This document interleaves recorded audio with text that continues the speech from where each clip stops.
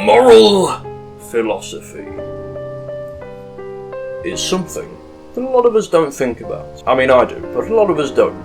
But it's something that we all are included in, that we all partake in life philosophy. Right, anyway, today I have a little philosophy quiz that I've come across that I thought I would do for a video, you know. Oh, my mouse stopped working. Fucking hell.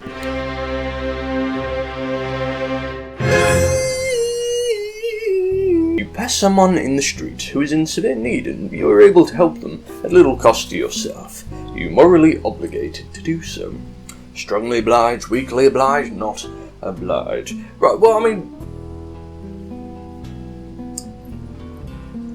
the problem is you can't do that every time. There's always going to be someone in need. It also depends on where you live, right?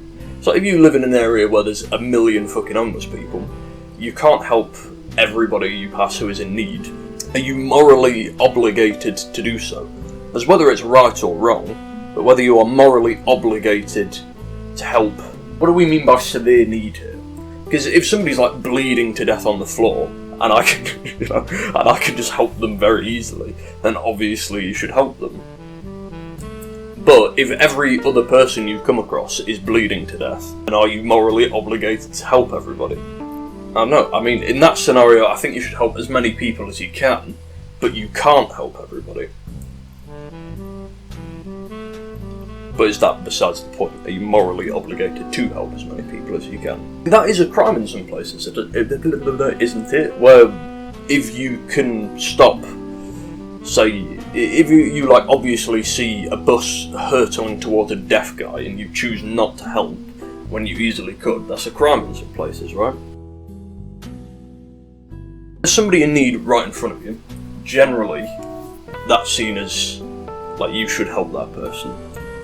But if it's a kid in Africa, it's like, you should probably help them, but like you're not morally obligated. There's a degree of detachment.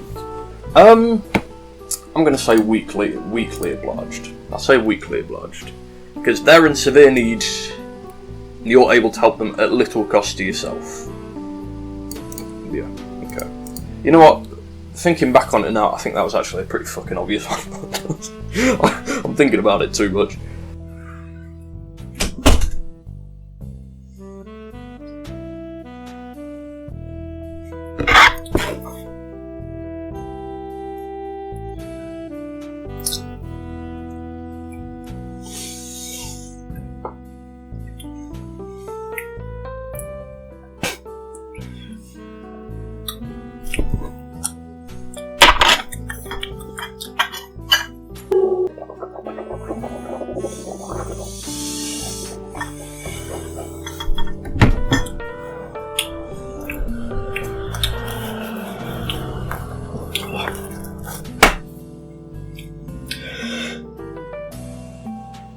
You have a brother. You know that someone has been seriously injured as a result of criminal activity undertaken by him. You live in a country where the police and legal system are generally trustworthy. Are you morally obliged to inform them about your brother's crime?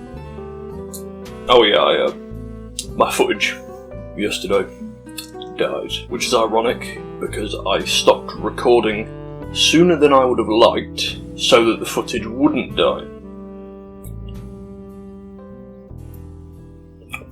Anyway, so there's often a sort of distinction between people you know, especially family, and strangers. But I don't think there's actually any moral distinction there. Because it kind of depends what you value, right? There's a sort of like often unspoken promise that when you're friends with someone, when you're family with them, family is more instilled than sort of just an unspoken, unsaid thing that you kind of agree to. You have this unspoken promise that you are going to put them, your friend, your family, above other people. It's just like, if you value that more, and I kind of think that a lot of morality and ethics and whatnot it's just based on how you feel rather than actual like rationally thinking. So a lot of people, obviously, murder's bad and everything, obviously, but a lot of people just feel that. They don't rationally come to the conclusion that murder is bad. They just feel that murder is bad, and then maybe they'll rationalise it later if they think about that kind of thing. So I think you are as obliged to inform the police of a stranger committing a crime as you are somebody else. The question is then, are you obliged to inform the police about a stranger's criminal activity? Kind of live by what you do gives permission to other people to do to you. So if you don't inform the police of a crime, then that means that when a crime's happening to you, then you can't expect anybody else to inform the police of a crime happening to you. I don't think there's a strong obligation there, but there is some amount of obligation. Again, I think it is just feelings of what is right and wrong. So, I think that's called emotivism. I think that's what it is. Moral emotivism or something. Do you think that assisting the suicide of someone who wants to die and has requested help is morally equivalent to allowing them to die by withholding medical assistance, assuming that the level of suffering turns out to be identical in both cases? So,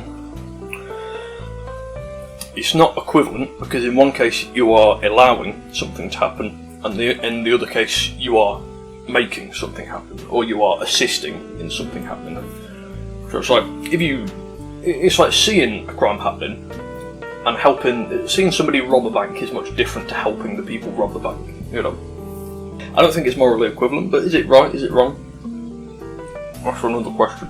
It's hard to say about levels of suffering, because some people, they might physically suffer the same amount, but what are they suffering mentally? Because somebody who is going to die and they're not going to get medical assistance might come to terms much more easily about dying and have a sort of nicer time with their family and whatnot than somebody who is just constantly like, kill me, please kill me, you know. Is it morally equivalent? No, it isn't morally equivalent, I don't think. You're able to help some people, but unfortunately you can only do so by harming other people. The number of people harmed will always be 10% of those helped. When considering whether it is morally justified to help, does the actual number of people involved make any difference? For example, does it make any difference if you are helping 10 people by harming one person rather than helping 100,000 people by harming 10,000 people? I feel like there's a distinction there. Because it's not like you're just pressing a button and 10,000 people are dying to help 100,000. It's like, at that point you have to systematically go and collect and kill these people. Also, this is a pretty popular analogy. If you're a perfectly healthy guy, but there's 5 people who are going to die, you go into the hospital one day, this is sort of utilitarianism pushed to its extreme. Are you, or is somebody else justified in killing you to harvest your organs and to save the 5 people who are going to die without those organs? So is there a difference between killing 1 to save 10 and 10,000 to save 100,000 or 100,000? Because the percentages are the same, but the actual number of people is different. I think there is. I don't think it's all just about the percentage, because that is more suffering, and since suffering generally is considered like a stronger feeling than just having a nice time. You know, the best feeling in the world, most people wouldn't say is equivalent to the worst feeling in the world, you know. You own an unoccupied property. You are contacted by a refugee group which desperately needs somewhere to house a person seeking asylum who is being unjustly persecuted in a foreign country. Your anonymity is assured. You have every reason to believe that no harm will come to your property. Are you morally obliged to allow them to use your property? Not morally obliged, I don't think. But it is the right thing to do. It's the right thing to do, but you're not morally obliged. I'm going to say not obliged. A charity collection takes place in your office. For every £10 given, a blind person's sight is restored. Instead of donating £10,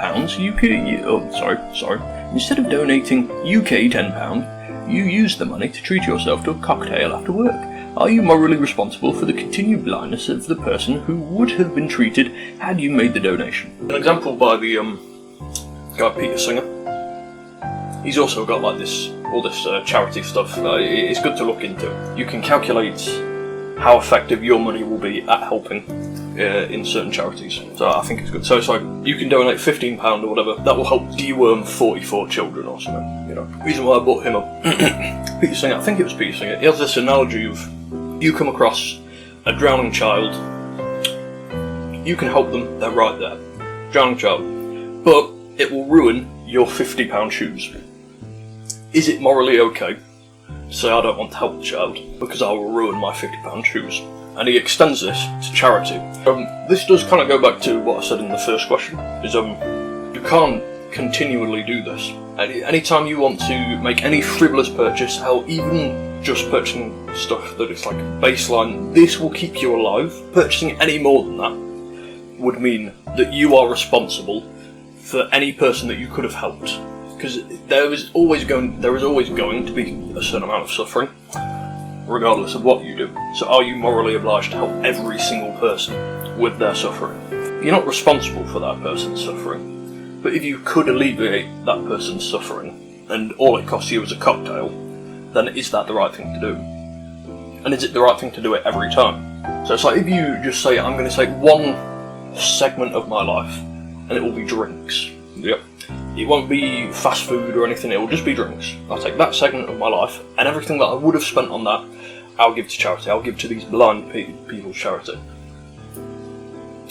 Are you morally obliged to do that? I know that's not the question, but are you obliged to do that? Because you're not going to cause suffering to yourself, and you are going to help people more. And you're not going to be giving up anything drastic. So are you obliged to do that? I don't really think so. I don't think there's actually any objective right or wrong. So I wouldn't say so. But that does feel like the right thing to do. Someone you have never met needs a kidney transplant. You are one of the few people who can provide the kidney.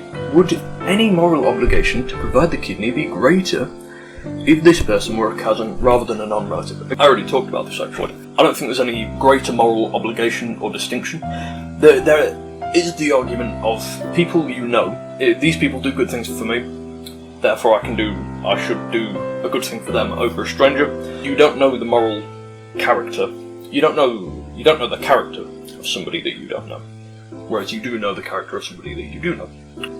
Again, I think there's different feelings towards both types of people, but I don't know if there's any actual moral distinction, moral obligation that's different to each person.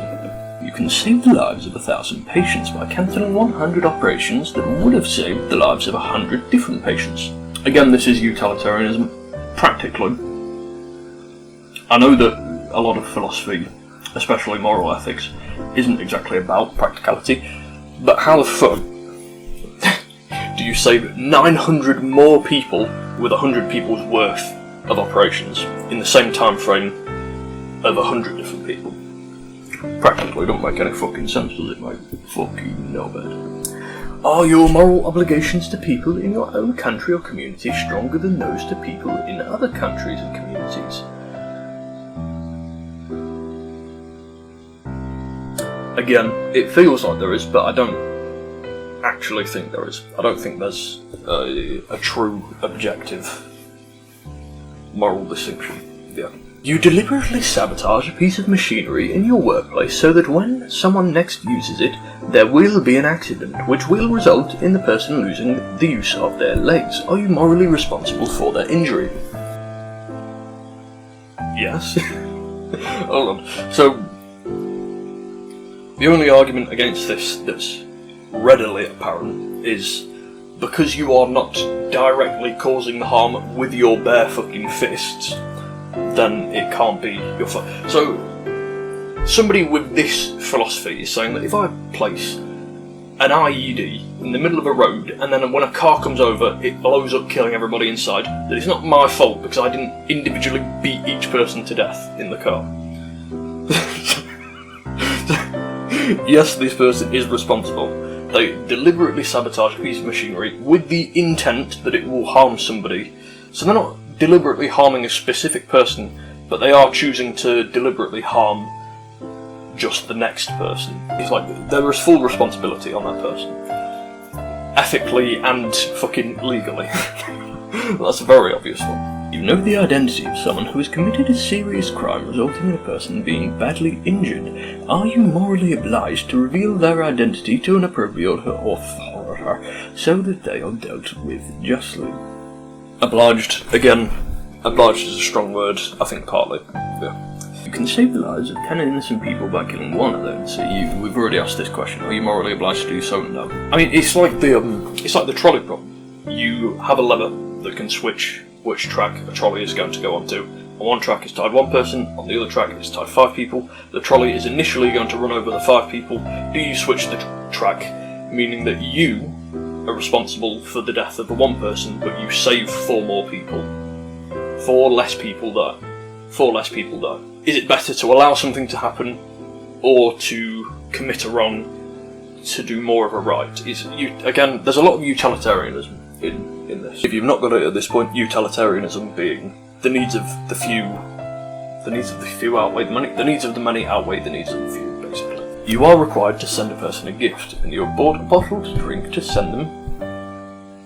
You are required to send a person a gift, and you have bought a bottle of drink to send them. However, you discover that it is poison, and if consumed, will cause blindness in the drinker. To replace it with a non-contaminated bottle will cost you 10 UK pounds. You give the poisoned drink as a gift anyway. Are you morally responsible for the blindness of the drinker? Well, hold on a minute. This is fucking stupid. So, you've got a poisoned bottle of water here. Yeah. That you got as a gift. You turn and read the label, it says, oh, it says poison on it, and then you give it to them anyway. Yes, you're responsible for that. You're obviously not responsible for just bringing the poison into existence, but you are responsible for bringing it into existence into their life. So you're responsible for the effect it has on them. A situation arises where you can either save your own child from death or contact the emergency services in order to save the lives of 10 other children. You cannot do both. There is no way to save everybody. Which course of action are you morally obliged to follow? Again, I mean, this does just follow obviously, your own child feels different to 10 other children, and anybody in their right mind will say, no, I'm saving my own fucking child. Like, they just will, because it feels different.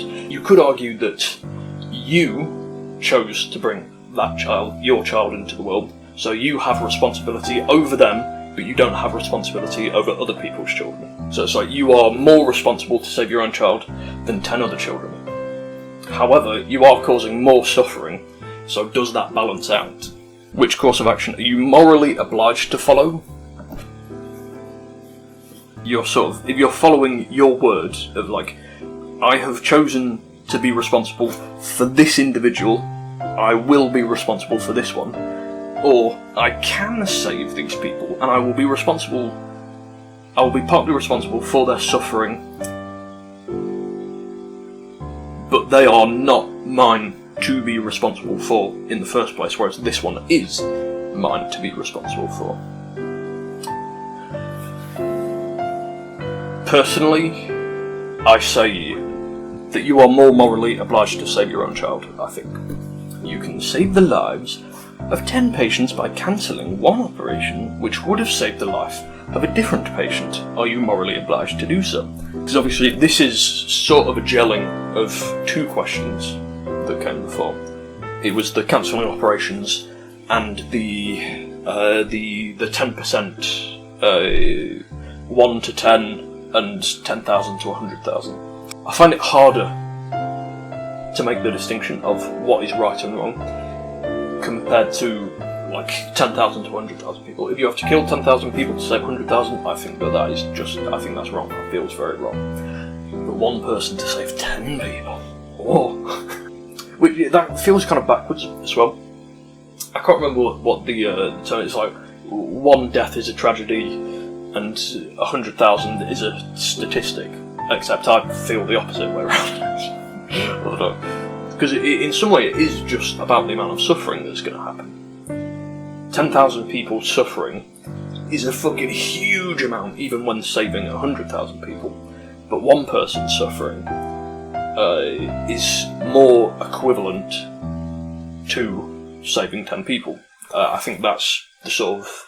I think that's the route I'm taking there. 10 patients.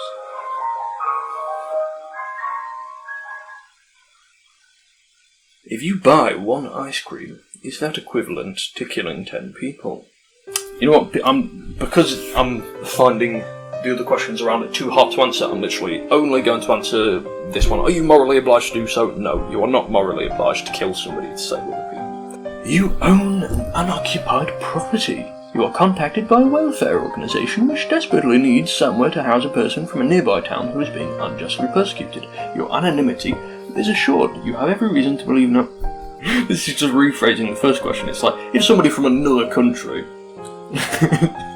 needs help, will you help them? Or if somebody from your country needs help, will you help them? Of course, it is an extension, again, of the sort of friend, family versus stranger that I keep bringing up. It's a bigger version of that. But of course, a stranger from your country, morally speaking, is just as strange as somebody from from somewhere else, I think. But of course, obviously the argument is, you can probably more correctly guess the person from around your area. You can probably guess their values more closely than you could guess the other person from a different country's values. Because you can say, oh, they're from where I'm from, so they're more likely to share my values than somebody from somewhere else. That is an argument. Don't know if I agree with it, but that is an argument. Weakly obliged. It's the same as the first one, it's weakly obliged.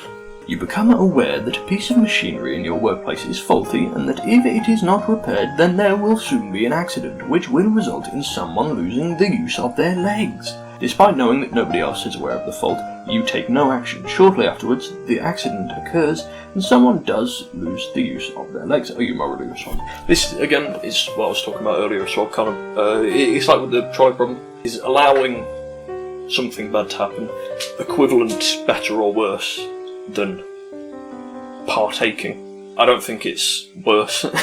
Is it equivalent? I think you're partly responsible for that. You are partly responsible. You're not fully responsible, especially if the guy from the other question is the one who has made it faulty to begin with. You're not responsible, but you are a dick. I think that's a good way to put it. You're not responsible, but you are a bit of a fucking dick if you don't say anything. You can save the lives of 1 million innocent people by killing 100,000 others. Are you morally obliged to do so? So you've got 1 million guaranteed. You know that these people are innocent in every sense. In every way. These are all... I guess the only way that they could be that innocent is if it's 1 million babies. You've got 1 million babies, or fucking just really nice, rare, amazingly kind people that have never done a bad thing in their entire fucking life. You know what, let's get 1 million of those really nice people, because it says people, not babies. I'm not saying that babies aren't people. Babies are not people. The 100,000 other people could be just as innocent, or even more innocent, than the 1 million people. But what is the probability they are just as innocent or more innocent?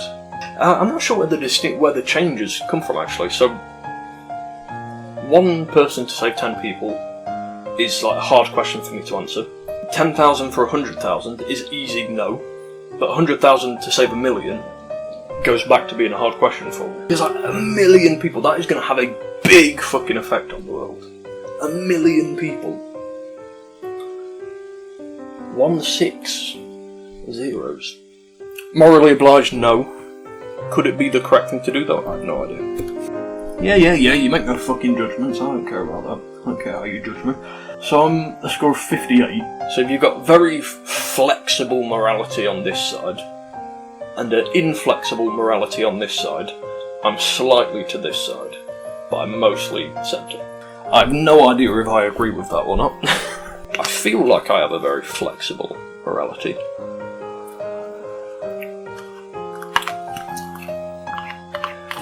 But then again, I could just be very easily lying to myself.